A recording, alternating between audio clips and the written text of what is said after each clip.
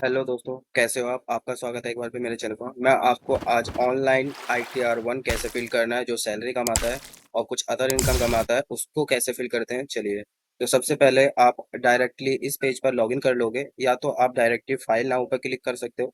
अगर आपके पास ये ऑप्शन नहीं आ रहा है तो आप ई फाइल, उसके बाद income tax return form, file income tax form पर क्लिक करोगे। उसके बाद आपके पास ये पॉपअप आएगा, यहाँ पर आपको असेसमेंट सेलेक्ट करना है। उसके बाद ऑफलाइन करना है, तो मैंने ऑफलाइन के लिए वीडियो बना रखी है। आपको पहले यूटिलिटी में सारी डिटेल्स फिल कर लेनी है। उसके बाद आपको सिंपली ऑनलाइन पर क्लिक करना है, कंटिन्यू पे करना है। अगर आप पहले से ही कोई फॉर्म प्रिपेयर कर रहे हो तो आपको ऊपर शो हो जाएगा रिज्यूम फाइलिंग कर सकते हो। अगर न्यू फॉर्म क्रिएट कर रहे हो तो स्टार्ट न्यू फाइलिंग पर आपको क्लिक कर देना है।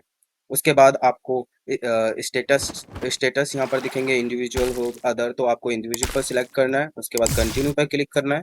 कंटिन्यू पर क्लिक करने के बाद कौन सा आप आईटीआर फॉर्म फिल करना चाहते हो, ITR-1, उसके बाद प्रोसीड करोगे। इसके बाद इस ऑप्शन पर लेट्स गेट स्टार्टेड पर क्लिक करोगे। उसके बाद ये ऑप्शन आ जाएंगे। अगर आपकी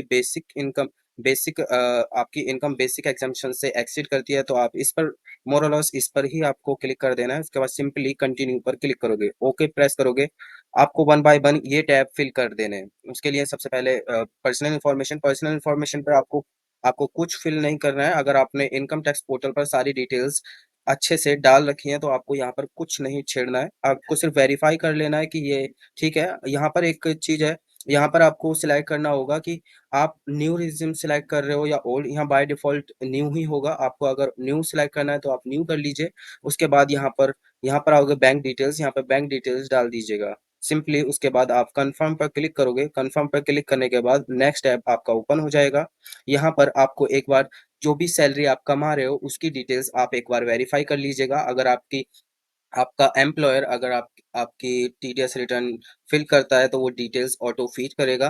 तो यहाँ पर सिंपली आपको सिर्फ वेरीफाई कर लेना है। अगर कैसे फिल करना है तो आप देख लीजिए, यहाँ पर आपकी सैलरी कितना सैलरी कमा रहे हैं वो। अगर आपको डाउट है तो आप मेरी पिछली वीडियो वो भी देख सकते हो। तो यहाँ पर आपकी जो भी सैलरी है ऑटो फीड करेगा। अगर आपको ऐड करना है आप कर सकते हो, इसमें कोई कुछ नहीं होगा। सिर्फ आप जो ग्रॉस सैलरी है वो डाल दीजिएगा।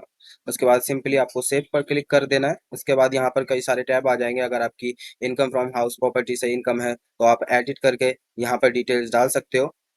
उसके बाद आप वो थोड़ा थोड़ा सा ऊपर आओगे, नीचे आओगे तो यहाँ पर देखिए कई सारे आएंगे, इंटरेस्ट बोरोड कैपिटल।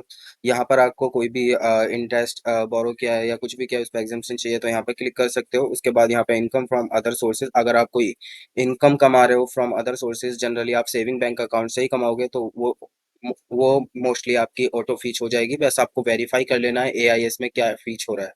उसके बाद सिंपली आपको कोई एग्जाम्पशंस मिलेगी नहीं। अगर न्यू कर रहे हो ओनली 1 2 3 एग्जाम्पशंस आपको मिलेगी। उसके बाद अगर आप लॉन्ग टर्म कैपिटल गेन कमा रहे हो तो यहाँ पर उसका टोटल सेल कंसिडरेशन, उसके बाद टोटल कॉस्ट ऑफ एक्विजिशन, उसके बाद आपकी टोटल लॉन्ग टर्म गेन निकल के आ जाएगा। सिंपली आपको कंफर्म पर क्लिक कर देना है। कंफर्म पर क्लिक करने के बाद यहाँ पर डिडक्शन पर क्लिक करना है। आपको सिर्फ यही डिडक्शन मिलेगी अगर आप न्यू रिज्यूम ऑप्ट कर रहे हो। अगर आप ओल्ड रिज्यूम ऑप्ट कर रहे हो तो मेरी लास्ट पुरानी वीडियो देख सकते हो, वो आपको मैंने एक्सेल यूटिलिटी में समझाया है। लेकिन अगर आपने वो समझ लिया आप ऑनलाइन भी फिल कर सकते हो, क्योंकि क्योंकि सारी डिटेल्स जो ऑनलाइन ऑफलाइन होती हैं वो सेम होती हैं, बस आपको फिल कर देनी है। ऑनलाइन फॉर्म सेम ही होता है। तो उसके बाद आपको सिर्फ यही एक डिडक्शन मिलेगी अगर आप न्यू रिज्यूम ऑप्ट कर रहे हो। उसके बाद सिंपली आपको कंफर्म पर क्लिक कर देना है। उसके बाद यहाँ पर अगर आपका कोई टीडीएस डिडक्ट हुआ है तो आप यहाँ पर उसकी डिटेल्स डालोगे। अभी मेरा कोई टीडीएस नहीं, इस केस में कोई टीडीएस डिडक्ट नहीं हुआ है तो यहाँ पर कुछ नहीं है। अगर आपका टीडीएस डिडक्ट किया गया है उसका tan number, name of deductor, जिस पर्सन ने आपका टीडीएस काटा हुआ है उसकी डिटेल्स, उसके बाद टोटल सैलरी आपने किसी टोटल ग्रॉस सैलरी क्या थी, उसके ऊपर टैक्स कितना कटा वो आपको डिटेल्स डाल देनी है। उसके बाद मैंने अभी कोई डिटेल्स नहीं डाली है। उसके बाद आप एक बार डिटेल्स चेक कर लोगे कि आपने टोटल टैक्स या टीडीएस कितना कटा हुआ है। अगर आपने सेल्फ असेसमेंट टैक्स या एडवांस टैक्स पे किया हुआ है तो यहाँ पर उसकी डिटेल्स डाल दो कि BSR को, डेट ऑफ डिपॉजिट डेट को आपने चालान डिपॉजिट किया था, उसके बाद चालान सीरियल नंबर, टैक्स पेड। ये सारी डिटेल्स आपके इनकम टैक्स लॉगिन पर भी मिल जाएंगी, वो भी यहाँ पर मिलेगी। यहाँ पर ई फाइलिंग पे आओगे, ई पे टैक्स में आपकी सारी डिटेल्स मिल जाती है तो आप वहाँ से भी देख सकते हो। उसके बाद सिंपली आपको कंफर्म पर क्लिक करना है।